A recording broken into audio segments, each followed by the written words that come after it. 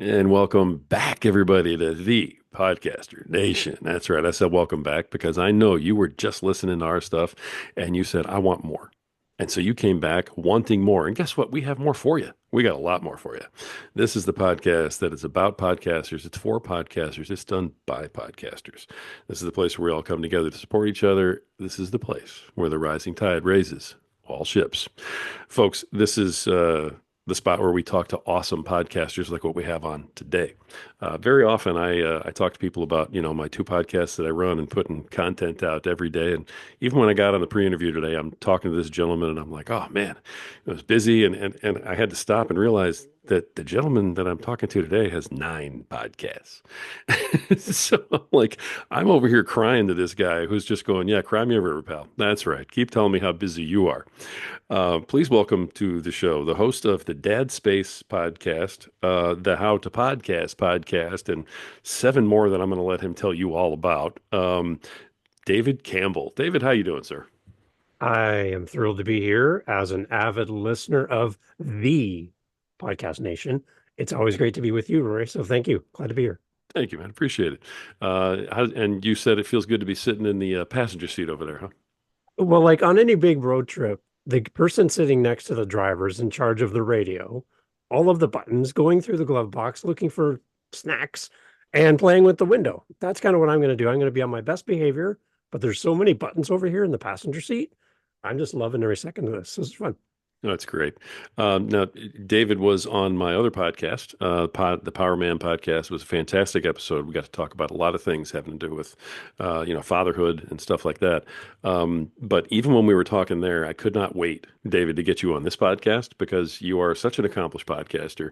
You have so much stuff out there that you're doing for yourself and for other people that I just really I was really looking forward to diving into everything that you do and everything that you put out there.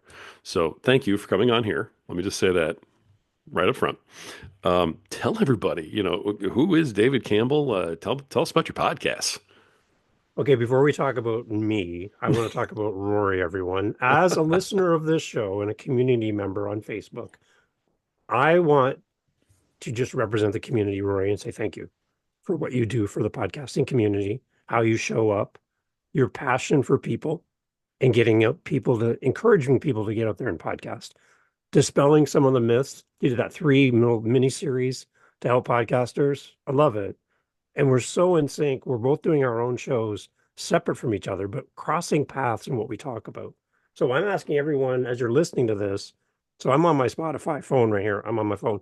I'm on my Spotify app, and there's a button that says follow for the Podcast Nation. I want everyone to push that follow button, and there's a little green bell that you turn on beside, which tells you whenever the time there's a new episode. As you're listening to this right now, for the Podcaster Nation, you're going to press the follow button and it's going to turn to following, and that little bell is going to turn green. You need to do that, everyone, and do that while we're listening to this right now. Whatever app you're listening on, there's a little way for you to follow the show. That way you're going to know when every episode's coming out. Roy doesn't have to remind you that there's a new episode because you already know because you're following the show. So that's your homework as we start off. Please, everyone, go follow the show. It's a great show, Roy. Thank you very much, David. I I love it. appreciate it. You were always so gracious, man, when you're on here, and I appreciate it very, very much. And thank you for the support, really, in Excellent. all the things. Yeah, so I have 9 different shows that I host and I edit for other people. I love podcasting. It's really, really amazing. I'm doing about 6 to 10 episodes a week for my 9 shows. Some are some are monthly, some are twice a month, some are weekly, some are 3 times a week. So I'm kind of all over the place with my release schedule. Each show is different. Each show has its own website. Each show has its own social media, its own community. So I'm doing everything times 9. So Wow. it's interesting. I talk to about 10 to 20 people a week in pre-interviews and interviews, generally about 6 to 7 per day. And the only day that I'm not recording with a guest is Friday. So 6 days a week, I'm talking to somebody about podcasting as a guest or Wow. whatever. On top of that, I also run a free meetup group on meetup.com, and we meet twice a week, Tuesdays and Saturdays. And it's the listeners of my show. We get together and support each other as podcasters. Some are just starting, some have been doing it forever. and we get together on Zoom, and we just talk about podcasting. So there's a little community built outside of the podcasting itself, and it's really cool because you actually get to see the people that listen to your show. And I had somebody who came on my meetup on Tuesday, yesterday, and they found me from searching Apple. They went into Apple and they typed in how to podcast. My show is called How to Podcast. And I showed up. They went and listened to one episode, followed the link to the meetup group, and they were sitting in front of me the next day. As a brand new listener, they're going to start a podcast in the future. Nice. And they got loved on and embraced by the podcast community that we're building on Meetup. And it's so cool to see the community welcome someone new, and I can step back. It's not about Dave, it's about the community. And that's what I really love. So, yeah, Yeah. so I do a lot of talking, a lot of talking. No, I understand. I understand. I love that about your community. So the link for that is something you can give me to put into the show Oh, notes, or can sure. I grab Yeah. that off your show notes somewhere else? Where am I going to find that? Yeah. Everything's on howtopodcast.ca because I'm in Canada. Howtopodcast.ca has everything, including a link to the meetup as well. But yeah, it's over on the meetup page. It's free. It doesn't cost you anything. Beautiful. Cost me to host it, but it doesn't cost anything for anybody to participate. Right. You do a lot of that. You do a lot of this stuff out of the goodness of your heart, type of thing, because you love podcasting so much. I work with a lot of new podcasters, getting them set up and encouraging them on their journey to start. And two of the things I get every podcaster to set up at the beginning from episode one, a way for your audience to reach out to you. So for me, I use SpeakPipe, speakpipe.com. It's a free service, and people can leave you a voice message for your show. You can listen to it. You can even download it. And for me, I bring the voice message into my content, into my podcast. So Rory leaves me a message, I play Rory's message, and I respond to it on the podcast. I can Oh, also respond through email and leave a voice message back to the person who's responded to me. It's worked really well. So that's one piece of engagement that I think a lot of podcasters would really benefit from day one. Have some way for people to reach out to you. And the second is I use the Buy Me a Coffee link so people can give to the show. And what I do with the stuff that comes into me is I have a job on top of all this podcasting stuff. I have a job.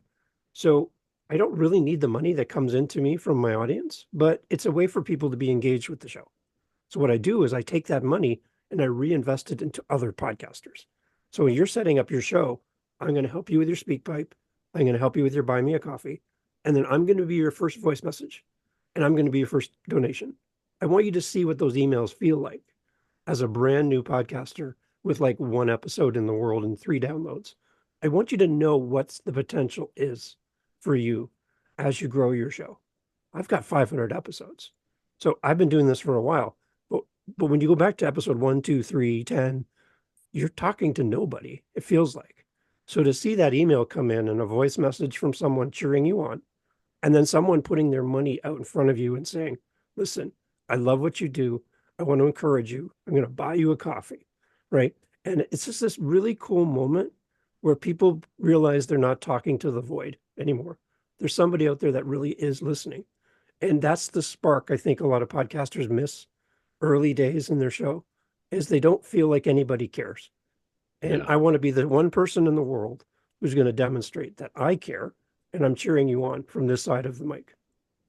Absolutely love that. I love what you're doing. I love the way you do it. You and I are so like-minded on so many things. I mean, I love, having conversations with you. It was funny because you were telling me before the show that you listened to one of my episodes and you were just doing the exact same episode. So crazy. So crazy. I love again, I love the Podcaster Nation. I really do, Rory. I love what you do. And you did that 3 little series for us as your community members. And the most recent episode, part 3, you just talked about bringing back old content because not everybody's going to have heard your old episodes. Right. And I recorded an episode yesterday. I listened to your show today.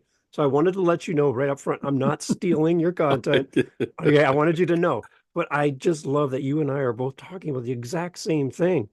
I just did something where I took an episode from my back catalog. Again, I have 500 episodes. I brought episode 76 back up into my list of more frequent episodes. Mhm. Because when people come to your show, when you have a lot of episodes, sometimes people don't know or even know to care about what you've done in the past. But there Exactly. was an episode where I talked about how to deal with a hater, the best response ever to an episode of any of my shows. So I brought it forward into the more recent episodes. So you'll see episodes numbered in the 400s.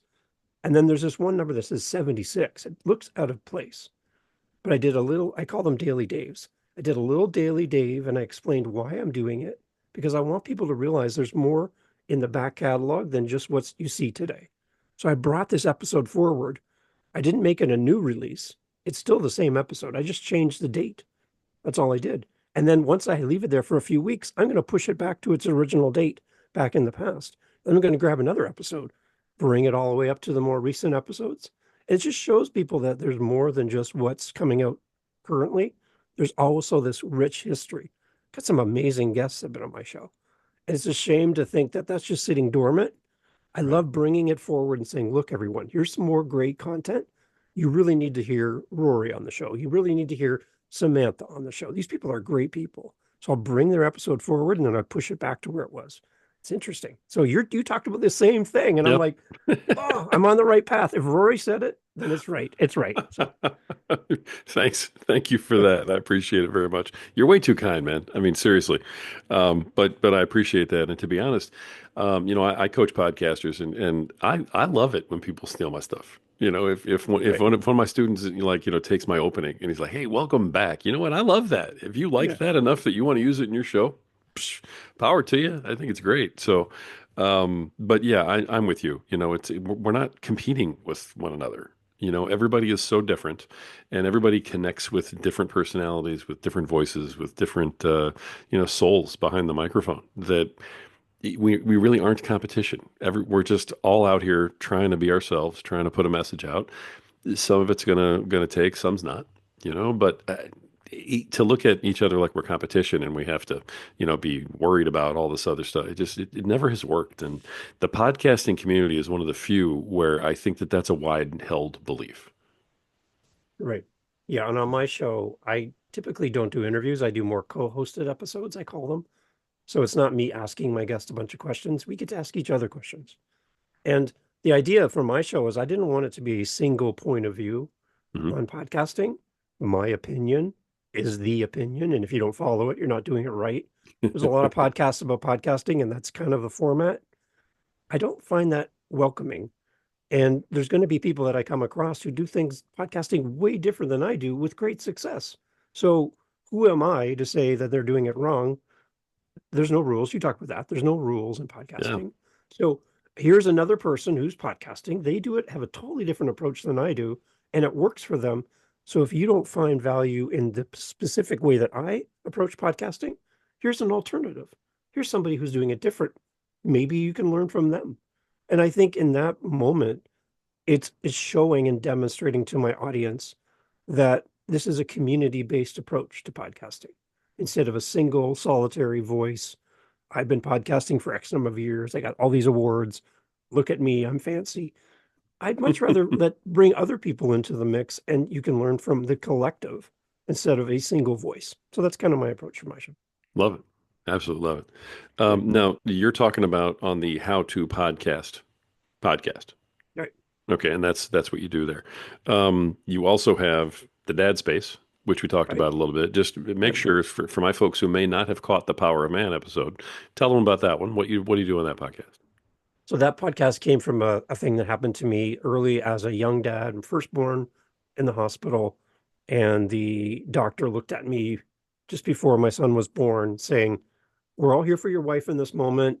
No offense, but there's nobody here for you. So if you faint, you pass out in the process, we're not catching you.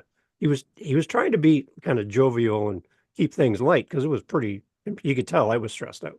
First time doing this, right? Um, and so, but the one thing that haunted me after everything had settled down, and the next day I'm holding my son in the hospital, my wife is resting, were the words, "There's nobody here for you."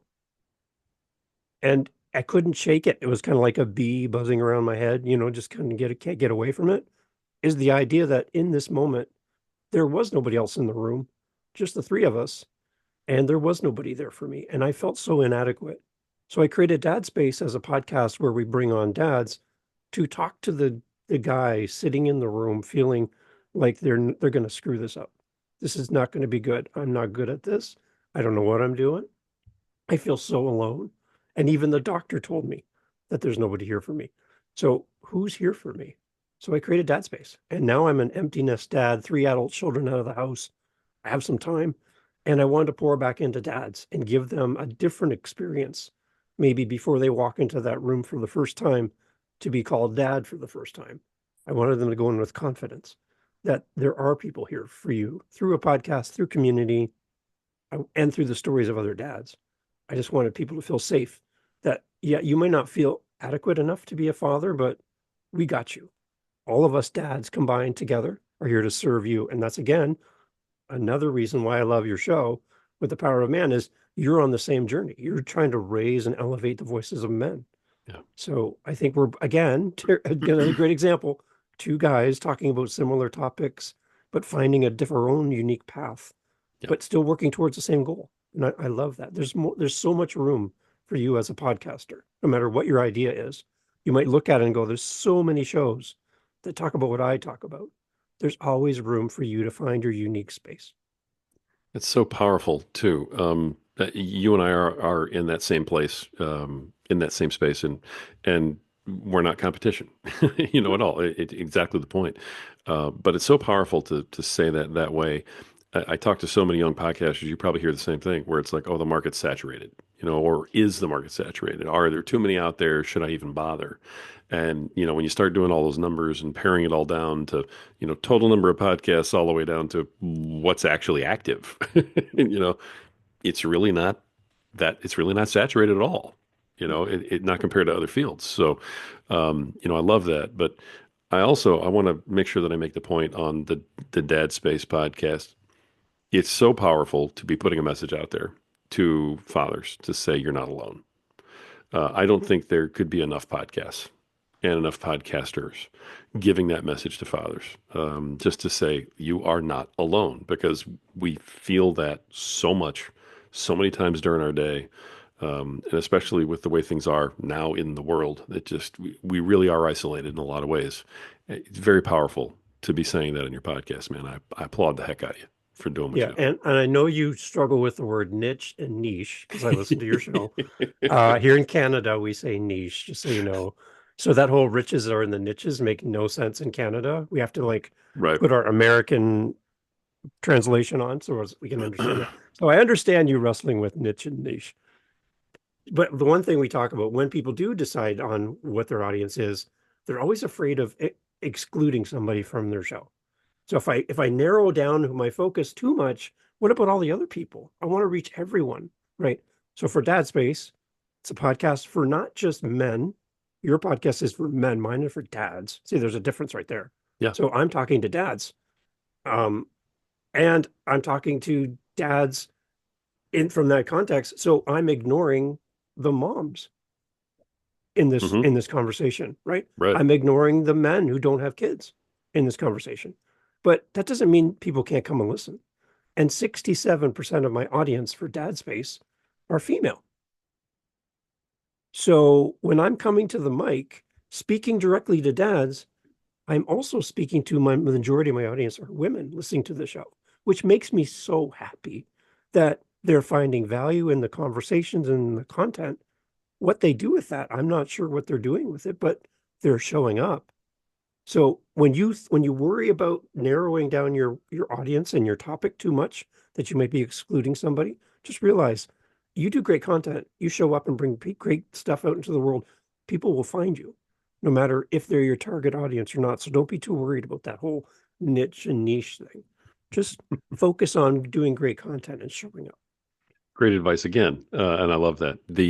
I got to ask, we have to dig into that for just a second because I know that's part of the deal. What do you attribute that to?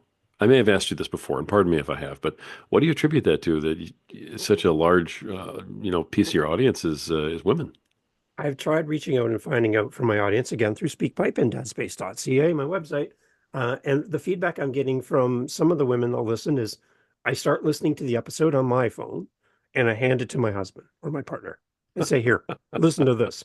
So now I'm on her phone in his lap and he's listening on her phone. So technically, and how I don't know all these analytics work, nobody really knows for sure. That's kind of what's happening in the background. Or I have single mothers who don't have a husband for whatever reason, and they're listening because they're raising boys and they're trying Wow. to raise their kids and they're looking for a counterbalance to what they know intrinsically as a mom. They're really good at that, but there's some things about being a dad and bringing a father figure into the home that they're going to bring some of that information into how they parent as a solo parent. And to know that makes my heart so happy that they're getting something like that to bring into their home. That's awesome. No, that really is. On ours, it skews definitely heavily, male. But the segment of our audience that is female is very loyal and very loud in a very positive way. They comment all the time. They're, always DMing me about different things, questions and thoughts and, so on. So I applaud any of the ladies who are willing to go outside of themselves like that and be brave enough to listen to a podcast like that because they're saying, hey, maybe there's something I can learn that's going to help, my situation, my husband, my child. Good for all of them. I think it's fantastic that they're willing Yeah. to do that. Yeah. Yeah. It's really fun. Yeah. So All that's Dad right. Space. So we got dad space. Now, that's only two, brother. How long is this episode, I Rory? mean, and I I got to know. wrap up at some point on this I show. know. I So know.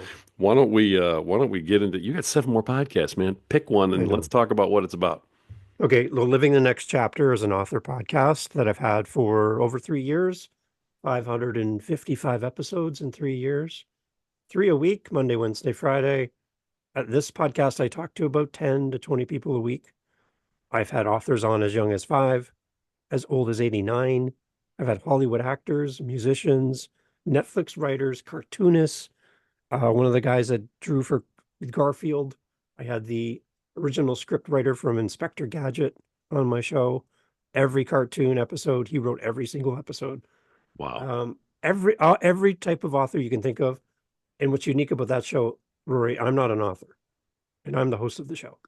So you mentioned something in one of your episodes where like, who are you to do this podcast if you don't know the topic? So you're not a dad and you're 20 and you're teaching dad stuff, right? So I'm listening to that smirking a little bit, going, Rory, I'm not an author and I'm a host of an author podcast. You're calling me out here in the moment, and I love it. But the unique thing about my show is because I'm not an author, I bring out of my guests things they don't talk about on other author podcasts because it's usually a host is an author, the guest is an author. And right there, that disqualifies some of the conversation because you both understand each other. So we don't need to talk about that. Let's move on to something else. And as a reader, as a non author, I don't know what's going on.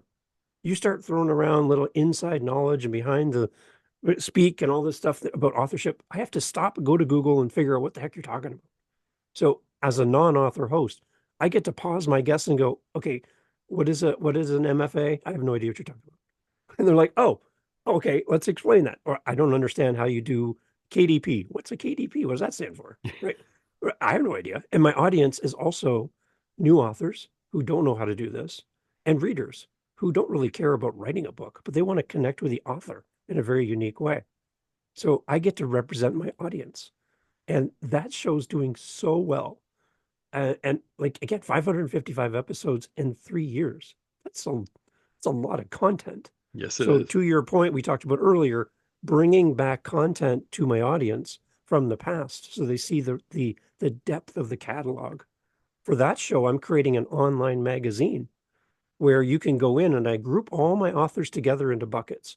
So all my children's authors, all my business books, all my mental health, all my veterans together, all of these different groups, and I make a magazine where every guest in that group has a page on a magazine, links to their books, links to their website, and information about that episode. So it could be episode 3, it could be episode 300, it could be episode 56. They're all grouped together in one magazine. So that when you come to my show and you see 555 episodes, you don't go, nope, I don't even know where to start. I'm going to back away from this. No, here's a magazine of things that you might be interested in. Historical fiction, here's all my historical fiction guests together in one little group. And here's a starting point. And then from there, where you go, it's up to you. But that's kind of what I'm doing now, is breaking them down and then creating playlists on Spotify, creating playlists on YouTube, again, grouping my big group of episodes into smaller chunks so that if you only want business books, you don't have to try to figure out which one's a business book. Go to the playlist, click play, off you go. So it's something that's really working for me if you have a That's great. lot of episodes. And even if you don't, if you're just starting, start thinking about how am I going to group my episodes together for my listener who's going to show up 100 episodes from now so that they can fall in love with my content and not just the newest episode. So Right. it kind of goes full circle to back what we started with, but that's how I'm approaching having so many episodes. It's a little overwhelming. It's a lot of work for Yeah, sure. I mean, I admire you for doing that. And let me defend myself for a minute. Now, hold on a second, I know. because we're not letting that go. I We got to love it. I back love up. it. Yeah, you have an author podcast where you are highlighting the author and you're Right. giving them a platform to tell their story and talk about their book. I'm sure and everything else, right? Yeah. But you're not sitting there telling them how they should be doing their job. Right. So Good that point. is the Good point. difference. And Yeah. that's The so difference. I was venting at about a particular, type of thing. And then, Yeah. and I'm going to stand by that. The 20-year Yeah. old guys who are giving advice on how to be, fathers and men and everything else when you've never even had a kid, that guy's getting thrown out my window. Smart. But Smart. all right, I like okay. it. All right. Good qualification there. I love that, Look Rory. at you trying to just bury me with my own words. I love that you have them. I mean, I'm so flattered that you actually listen to that stuff. So, all right. So we got that one. So this is one, two, three. The countdown's going on. There's three. Give me number four. Okay. The most recent one is called the Canadian Podcaster Magazine. I listen to Pod News with James and Sam, and it's a great podcast about podcasting, a lot of news and stuff. They do a daily episodes and they have a weekly recap. And one of the episodes, they were lamenting on the fact that there's not enough newsletters around podcasting.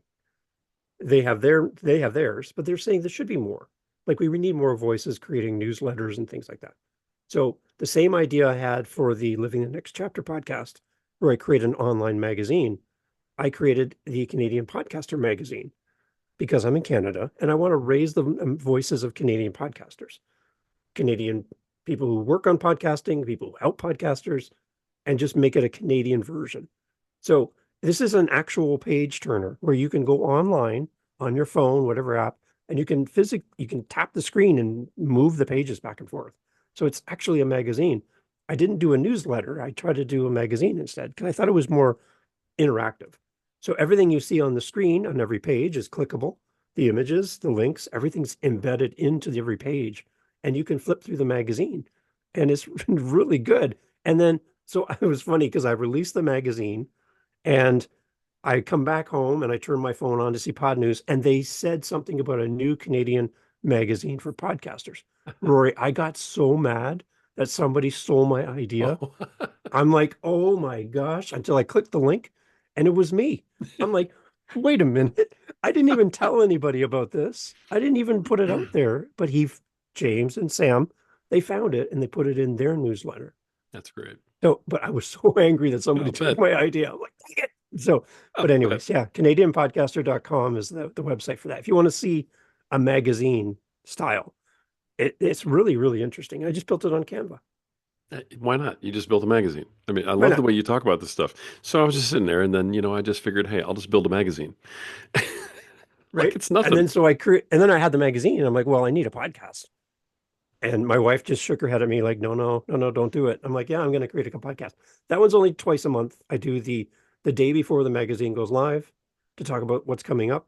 And then about the mid-month, sorry, about the 15th, I'll do another episode, which is kind of a recap and then anything that's come in, any voice messages, all that stuff. And I just do like a mid-month recap. So it's only twice a month. That's a breeze. When you're doing three a week, that's a really nice, refreshing break to do that show. Nice. And again, it's all Canadian themed. So it's really, really fun. I think the most surprising part of what you just said was that you actually have time to talk to your wife. Yeah. By the time she gets home from work, in the evening, I'm talked out. So she loves it. It's a great marital strengthening thing just to wear Dave down. I And see. it's nice and quiet at the house when she gets home. It's good. Gotcha. All right. All right. So that was number four. Yeah. Okay. So number Okay. five. Well, they have a Christmas podcast for kids. Why not? It's a daily episode counting down from December 1st to December 25th, daily episodes. It's me and a cast of characters, AI voices, and a bunch of other stuff. And some of the tracks, when I do the editing for this, there'd be like 20 to 30 different tracks for this podcast. If you can kind of picture that as an editor, a lot of stuff Yeah. going on. There's No music, thanks. there's sound effects, there's voices talking over people. All of that was just me as one person. And yeah, so it's a countdown for Christmas. It's called the Daily Santa Podcast. It's even if you don't believe in Santa, or even Christmas, the idea is 25 episodes in a row for children. It's a children's podcast on being a good human, helping around the house, being kind to your neighbor, being helping out around dinner time with your parents and cleaning up after yourself. It's like, just how can you be good for 25 days straight? And for those that believe in Santa, because Santa's watching, right? So Santa's there encouraging you. And in that show, I created an elf, and his name is Selfie. And Selfie, he's in charge of social media, and he's always on his phone, Hmm. as always, right? And Selfie is built right in there. So he's taking selfie pictures of himself, and he just causes mayhem in every recording and every episode. So he's always this, and we have bloopers at the end and everything, which are hilarious. And it's all just Dave just being completely uh crazy in the moment and enjoying podcasting and just playing. So if you want to hear something just absurd from a parent's perspective, but very addictive, I think yeah, the Daily Santa podcast. So do you like throughout the year, you know you need 25 days. So do you take like 2 or 3 days each month where you're just feeling exceptionally high and you're going to go ahead and just pre-record and save up for December? Or do you Yeah, take a week off to just do nothing but the Santa podcast at one the point? podcast lives all year, so it's available all year round. And I still get listens in June and July, which is great. But I do tweaks to them as well during the year and then just re-release them starting again in December. So it's kind of this ongoing book, basically, I of see. 25 chapters. Nice. Yeah.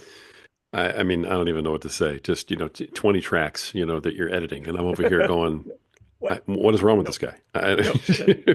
But, Why do you find that fun? Yeah. yeah, I really and truly, which I know you have a podcast on that. So I don't know if that's number six or not, but hey, podcast number six. Sure. Let's do that one. Podcast editing and support show. So that's for podcasters to find an editor and for editors to find a podcaster. Because when I go into all these Facebook groups, people are like, hey, I'm looking for an editor and I want to spend $5 an episode. And I want 300 things done every episode. I'm like, well, that's not going to happen. So I want people to understand how Right. much it costs for time, for technology, expertise. So what does a job description look like for a podcast editor? What does a guest support person look like? What services do people offer? And I bring people in on the show to talk about what they do for podcasters. And then I help podcasters uncover a great editor, and I help editors to turn their love of editing into something that could really help the community, whether you make money from it or not. Just the idea that you have the skill set, you edit your own show, you're a team of one, but what if you could help somebody else? So podcasteditingandsupport.com is the website for that one. And again, it's just this whole idea of what does good look like? What does good sound like? It's really people have a lot of opinions about that, but the idea of finding somebody is a little overwhelming, and sometimes people get stuck with people that don't work out, and you spend a lot of time and money on this person and it doesn't really pan out, and now you're back to where you started. So what if you started right and found the right person to help you with your podcast? What would that look like? So podcasteditingandsupport.com. So I understand the idea of the show is the networking aspect, kind of putting people together, which is great. But then you also offer editing services yourself, right? Yeah, so I'm That, living it in real time as well. So I'm right. sharing my journey as a podcaster turning into an editor. And I have a few clients in the US that I do editing for, and it's great. Really enjoying it. Would love to do it more, but at this point, it's not in the cards at this point. So, but I want people to see my journey as well. So I'm sharing with you how I came to my hourly rate. How did I come to that number? What is my hourly rate? If you want to know, you have to listen to the show. So, right, that's kind of those kind of things. Because people are afraid to talk about numbers, they're afraid to talk about how they did it, And people are throwing around stuff in Facebook groups that are completely either really, really expensive or way too cheap. And I just kind of want to level it out and give people an understanding. So, Nice. yeah, Nice. I that's probably my least favorite of the podcast because the editing for me is like yeah, no, no. nope. Yeah. Right, But no, I love what you're doing with that because everybody needs it. There are people who need it so badly. right. And I love the networking aspect of what you're doing too. That's just awesome. All right, we're almost there. Number 7. The add to my playlist podcast. So back in the day, Anchor, then turned to Spotify, they had a way for you to actually have music in your show where you could actually play full tracks from the Spotify library inside your podcast. So you didn't have to leave to go hear the track. You could hear it in the show. So I jumped on it right away. Everyone's like, oh, it's terrible. It's never going to work. I'm like, screw that. I love music. I've been doing music for 45 years, and the chance to talk to musicians about their songs, great. So it's like a radio show. I introduce the song, we play the song in the show, and then I come back and I talk about the next song, play that song in the show. So I did that all the way that it was allowed to be done. And then Spotify, as they do, they canceled all that. So now I can't do the tracks in the show, but I'm still keeping the show alive because I love music. And if I do any edits to that show, I lose all of the songs built in there. So it's like one of the only podcasts with music in the show that still exists. But again, I can't touch that. I can't do any edits to it. I can't tweak it. I can't do anything to it because I would lose the connection with the song. Yeah. So it's staying there as like a little glass house I'm protecting. But I'm going to continue doing episodes because I love music. And I have a gentleman coming on next week on that show. It's been kind of quiet for a little bit because finding guests for that show has been a little bit difficult. But I do have a new musician coming on in next week. So that'll be fun. Get back into that. Yeah, to my playlist podcast. Excellent. Okay, cool. Love that idea. Number 8. Are these people still here? Okay, you're listening. Great. Okay. Oh, they're listening. Yeah. Living My Side Hustle podcast. This was podcast number 2 out of 9. And it's with my wife, Jennifer. We have a side hustle that we've been doing for over 10 years outside of podcasting. And we were doing just talking to people about what they did on their off hours because we were doing it and we're still doing it. So I just wanted to bring people on and share their journey and to encourage people that if you need to do something to supplement your income, then here's a podcast for you where you're hearing stories from other people doing similar things. So that show was a result of our first podcast, the Upcycle Canada podcast. That was podcast number 1. That was where we learned how to do all this stuff. And that show, again, with my wife, Jen, we take things, we have a company called Upcycle Canada, and instead of recycling, we upcycle. So we take something that used to be one thing and we turn it into something different. So a piano becomes a shelf, a guitar becomes a speaker. Like we turn things from trash into something new and save it from the landfill, repurpose it, give it new life, and extend the life. So a bunch of wood going in a garbage bin, well, we could turn that into a bar for your backyard, right? Because it's all going in the garbage. It's all free. Doesn't cost me anything for the material. It's just the turning it into something new. So we started that show to bring other people in who do what we do around the world. We were picked up by a movie. We had a television show from the US come and join us. And really, really exciting to do this kind of salvage chat that we were talking about. Mhm. So that was Upcycle Canada, which led to Living My Side Hustle to where we are today. All right, so Upcycle Canada led to living. Okay, Living My Side Hustle. so is it the same podcast that has Totally changed? different. They're totally different podcasts. Yeah, yeah. So did we get all 9, or is there We still got one them. left? We got We them got all. them. We got Okay, them all. Well done. you slid that last one in there underneath the See radar. I that? want to I make did sure that. that you were getting that. Yeah. All right. So I mean, my goodness, man. I mean, that's like I said. I have no idea how you have any time to talk to your wife at all. If I had to bet on it, I would say she probably couldn't pick you out of a lineup because she doesn't see you ever doing all this work. But um, Right. so question here: first podcast he ever did was which one? Upcycle Canada with my That was wife the Jen. first one. Okay. Why podcasting? What made you decide to get into podcasting in the first place, way back when you did your very first episode? I was doing editing for people prior to doing my own. Because as a musician, I have all the equipment and recording software to do that. So I was kind of doing that in the background already. While I'm working with other people, I'm listening to it going, I could do this. Uh, but then during the big global event, which we will pass over, Right. the global event, we had just, I had left my full-time job, got the keys to a brand new storefront in a little plaza, and we took our dream because our community, our customers told us to do this. We went and got a storefront. We renovated this blank canvas. We made it all natural wood and beautiful. And we just renovated this whole storefront, paid for the whole thing, signed a 3-year lease, opened the store. The mayor was there, kissed the babies, cut the ribbon, the whole thing. And then 2 weeks later, 3 weeks later, closed. Mm. And we were closed for 6 months. We weren't allowed to be open. We weren't allowed to see our customers. They opened again for a few weeks in Canada, and then another 6 months closed. So out of the 3 years of having that lease, 2 years we were open and 1 year we were closed, and we still had to pay for this place on top of our mortgage. So we couldn't get out of our lease. So I took a night job, and I've been working that night job ever since.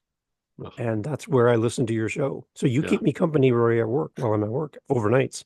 So I I do appreciate a you. night job, and then during the day I podcast. So that's where we are today. That's just amazing. It really is. I don't know where you get the energy from. I mean, Nope. you're not 20 years old either, brother. You know what I No, mean? no, We're I'm not. both empty No. nesters, and you're Yep. just out there working nights and podcasting all day and, somehow taking care of your wife still. And I mean, oh my goodness, just wow. All right, so kudos completely to you for all of this stuff. I love, I love how you got into it, but man, it's the COVID stories. When you start having those Yeah. conversations, it's like, so yeah, my condolences on that. With the Thanks. business, of course. Yeah. Um, all right, let me ask you my corny question because this is Okay. going to take a I'm ready minute for this. anyway. All So, right. in terms of podcasting, with all the stuff that you do, what is the thing about all of it that you love the most? And what is the thing about it that you just really and truly hate the most? Mm. Okay. What I love the most is community, listeners, and other podcasters. Like that's what I define as community, right? This whole world Right, that we have. I've met the best people in the world because of a microphone and a pair of headphones. People that I should never have time with, right, right? The world becomes yours when you start a podcast. So even for the sake of you becoming a better human in all of the interactions you have by starting a podcast, you're going to you're going to grow, you're going to change, you're going to see yourself improve just by showing up and doing the thing and meeting these great people. So that's the thing I love the most. What I don't love the most is anybody who puts themselves up and says that there's only one way to podcast. And if you don't do it one specific way, you're not doing it right. So if you do video and you don't do audio, you shouldn't podcast. If you do audio and you don't do video, you shouldn't podcast. If you don't have this microphone, you shouldn't podcast. If you don't look like this, if you don't sound like this, you shouldn't podcast. Podcasting from day one was meant to be open for anyone. And we want the voices of people who feel like they're underrepresented in this world to start a podcast because I can't reach your audience. People won't identify with me the way they will with you. And your story, as plain as it might seem to you, is extraordinary to someone else.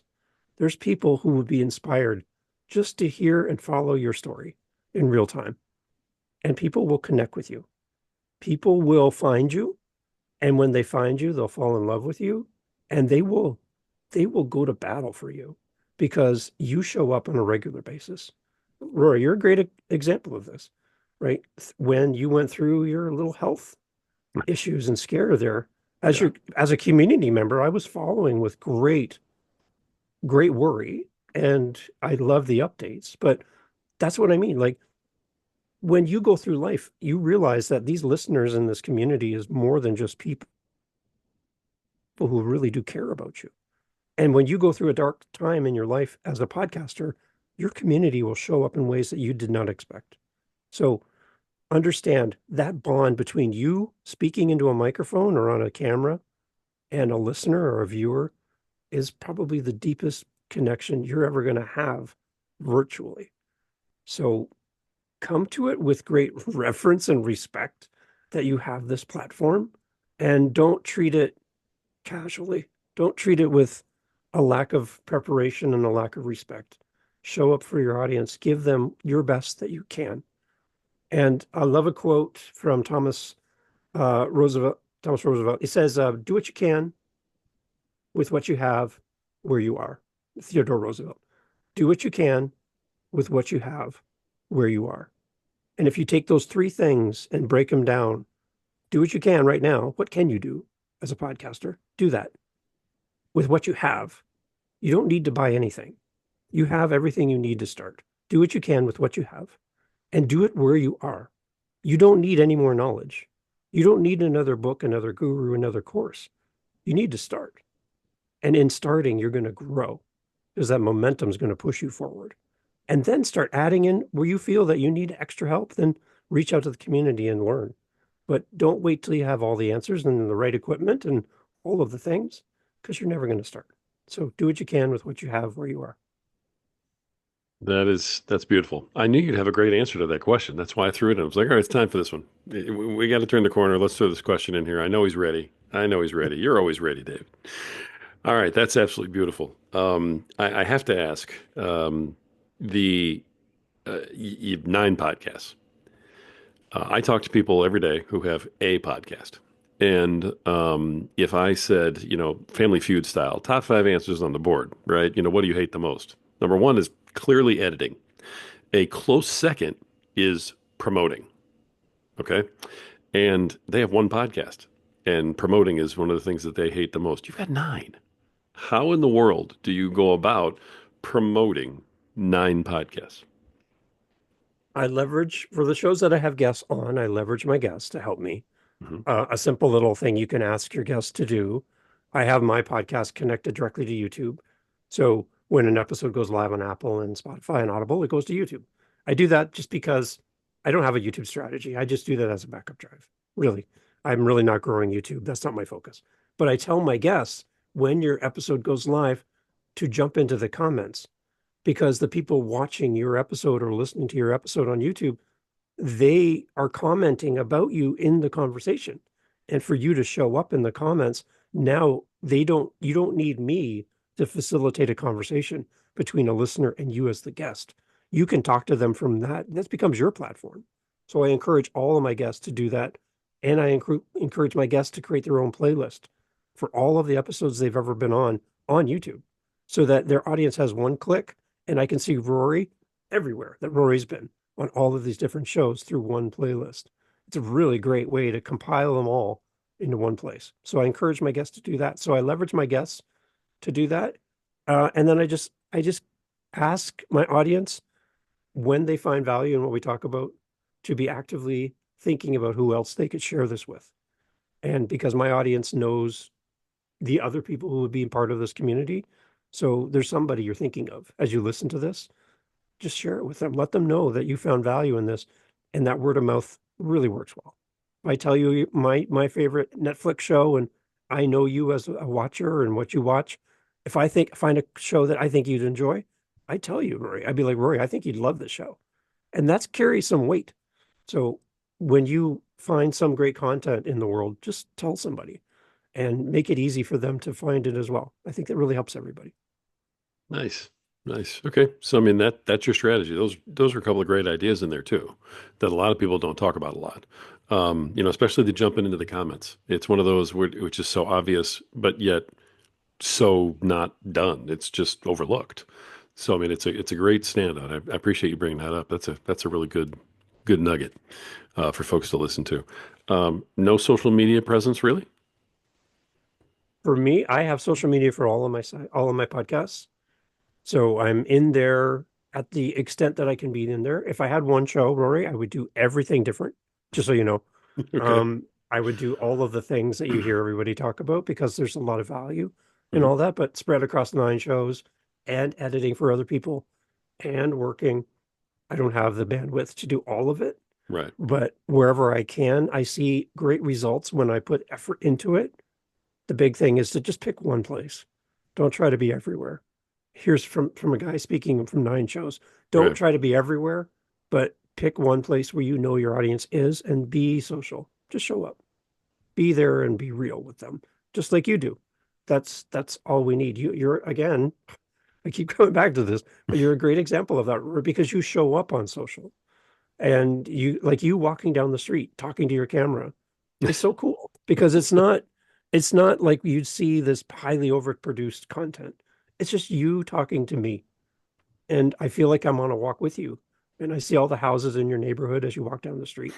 Those things are so meaningful because it's outside how I consume your content. It gives me an insight to Rory off the mic.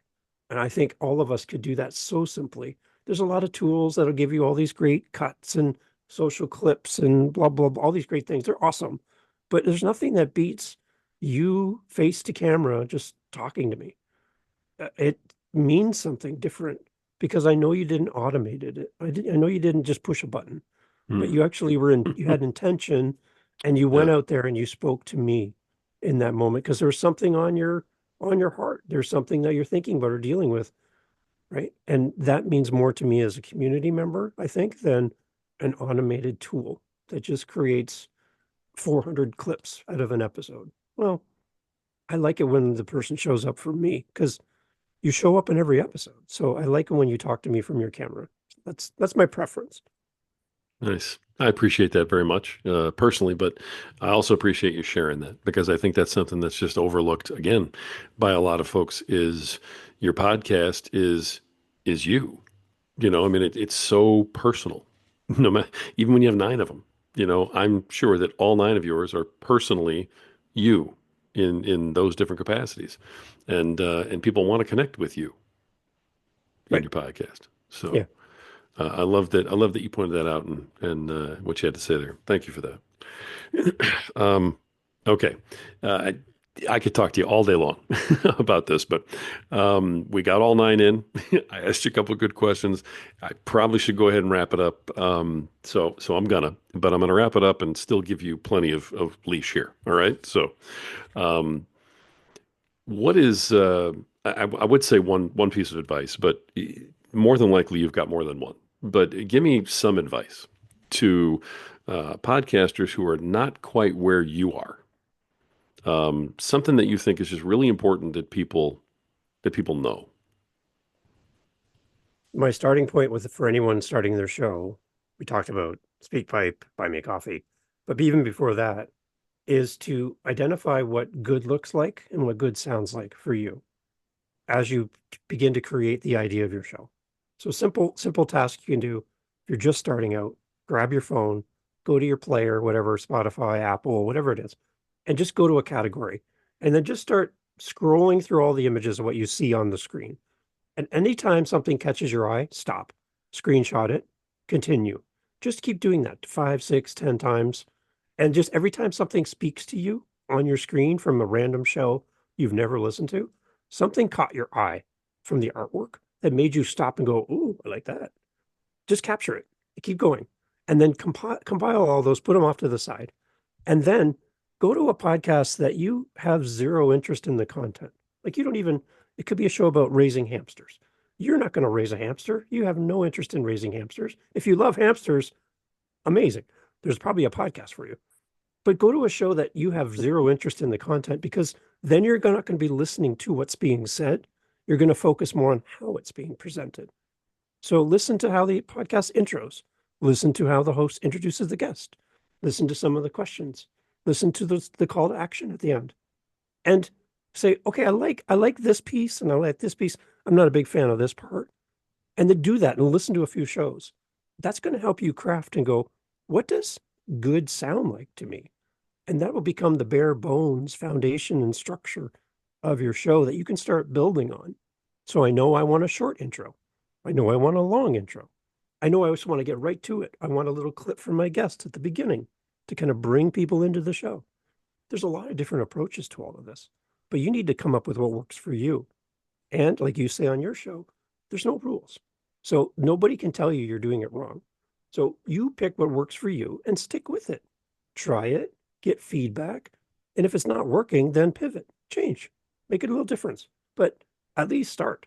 So figure out the artwork that looks good to you and make that become part of the soup that makes your artwork.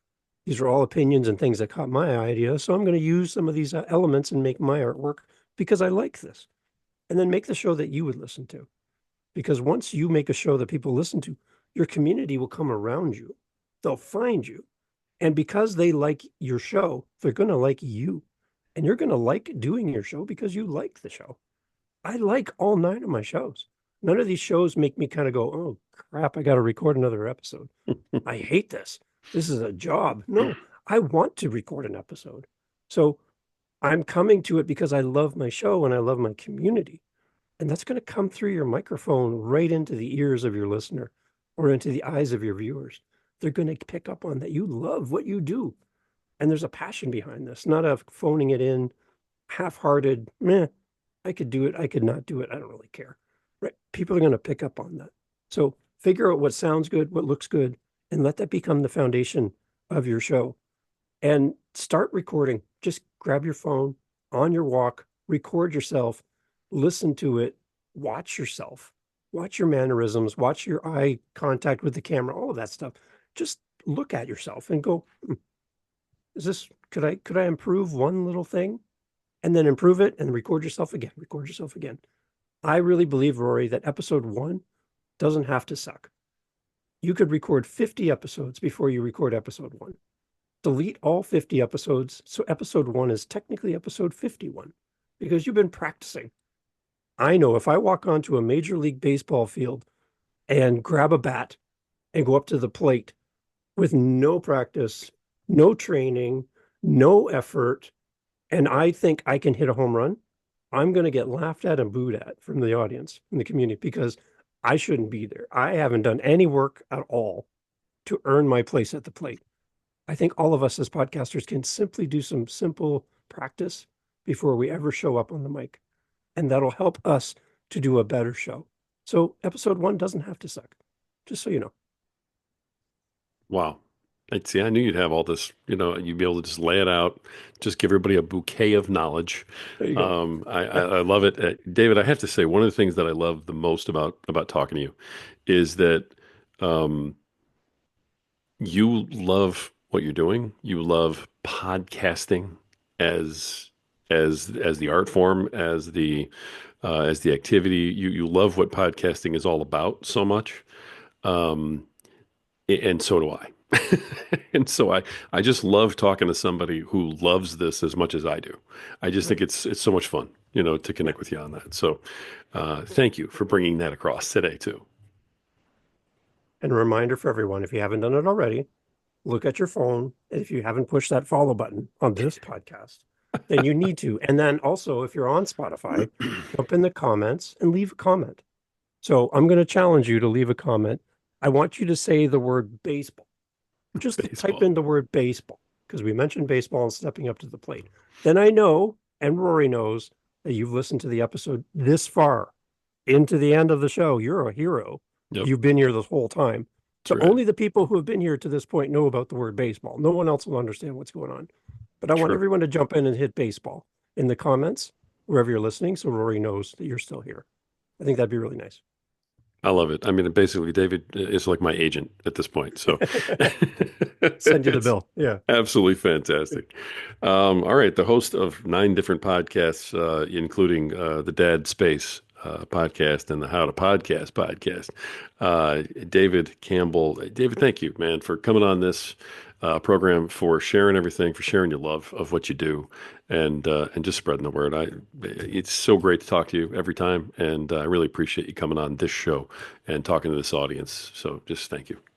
And if you're a podcaster, you need to be in the Podcaster Nation on Facebook, a link in the show notes. You need to go there, join up, and be in part of the community because we're all here to help each other. Right And on. Rory is our leader. So thank you, Rory. Thank you, sir. Folks, this has been another awesome episode of The Podcaster Nation. I hope you had as much fun as the two of us did sitting here and having this conversation about the thing that we all love, which is podcasting. This is the show that is done for podcasters. It's about podcasters. It's done by podcasters. And most importantly, folks, this is the show where the rising tide truly does raise all ships. So keep sailing.